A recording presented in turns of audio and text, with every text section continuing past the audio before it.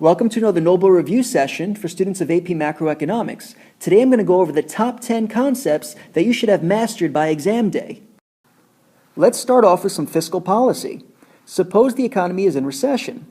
The government should pursue an expansionary fiscal policy. This can be an increase in government spending or a decrease in taxes. If the government increases government spending, this will increase aggregate demand, raise the price level, and increase output, also known as real GDP. When real GDP goes up, the unemployment rate will come down. A decrease in taxes will increase disposable income and therefore increase consumption. It will raise aggregate demand, price level, and real GDP, and also decrease unemployment. The ADAS model shows the rightward shift of aggregate demand, which would increase the price level, increase output, and therefore reduce unemployment. A contractionary fiscal policy is most appropriate during times of inflation. A contractionary fiscal policy can be a decrease in government spending or an increase in taxes.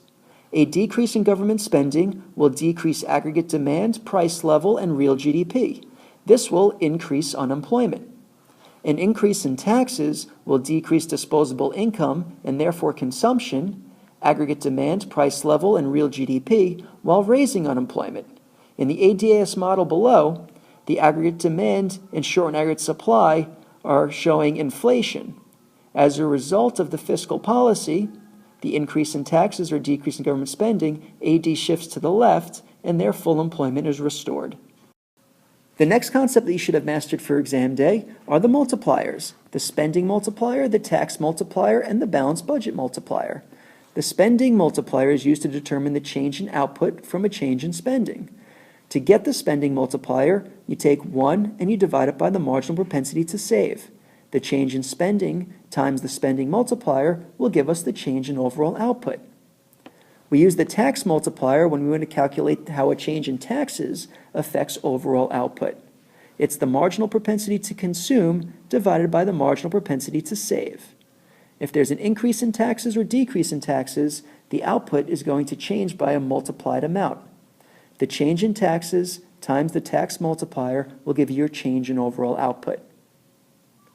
We use the balanced budget multiplier whenever there's an equal increase in taxes and spending at the same time. That is, the government's operating from a balanced budget. You take the change in spending, multiply it by the balanced budget multiplier, and you get your change in output. The balanced budget multiplier is always equal to 1, so the change in output will be equal to the change in spending. This is because the spending multiplier is stronger than the tax multiplier. The next concept is the crowding out effect. The crowding out effect is associated with expansionary fiscal policy. That is when the government increases its deficit spending. If the government increases spending, it has to finance that somehow, so it borrows money. It increases demand for loanable funds and therefore raises the real interest rate. The increase in real interest rate will reduce private sector spending, that is consumption and gross investment. The loanable funds market below shows the increase in demand and the increase in real interest rate from the government's deficit spending.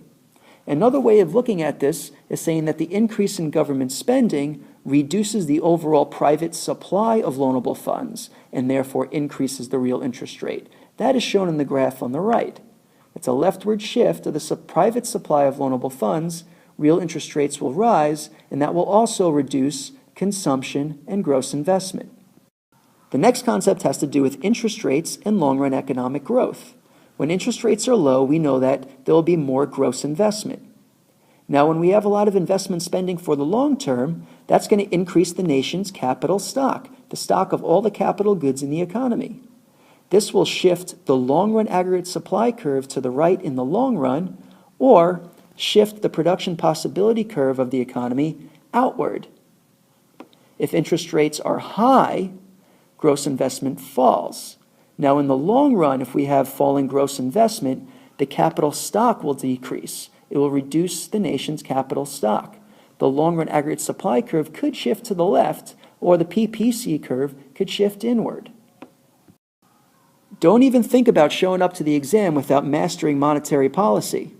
Monetary policy is when the Fed through open market operations, buys or sells government securities. It can also change the discount rate or the reserve requirement, but the focus is on open market operations. So if the economy is in recession, the Fed should pursue an easy monetary policy. That is, the Fed should buy bonds on the open market. This will increase the money supply, reduce nominal interest rates, and encourage investment spending in the short run. This will increase aggregate demand, price level, and real GDP. Overall, this would reduce unemployment. The graph on the left shows the money market.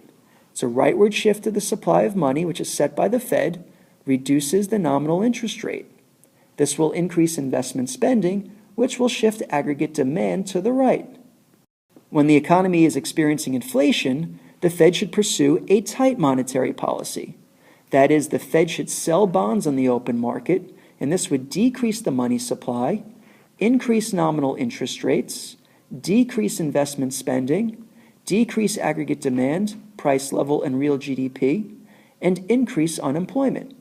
The money market graph on the left shows the leftward shift of the money supply, increasing the nominal interest rate, which would reduce interest-sensitive spending, such as investment spending, shifting aggregate demand to the left. The next concept is known as the money multiplier. The money multiplier is equal to 1 divided by the reserve ratio. If the reserve requirement is 10%, we would say the money multiplier is 1 divided by 0.1, or 10. To get the change in money supply from an open market operation, you take the open market operation, such as the bond purchase or bond sale, and multiply it by the money multiplier. That will give you the change in overall money supply. To get the change in money supply from a demand deposit into a checking account, you take the excess reserves from the deposit and multiply it by the multiplier. To get the change in overall deposits in the banking system from a demand deposit, you take the initial deposit and you multiply that by the multiplier. The next concept has to do with interest rates and bond prices. Well, I'll tell you, they're inversely related. Say the Fed pursues an easy monetary policy. The money supply increases, nominal interest rates come down, so bond prices will go up. When the Fed pursues a tight monetary policy, the money supply comes down, interest rates go up, and therefore bond prices come down. The next concept has to do with the winners and losers of unanticipated inflation. The winners of unanticipated inflation are people that make fixed payments, the debtors. The losers are the people that are receiving those fixed payments, the creditors, or people that earn fixed income. Whenever there's inflation, typically real wages will decline.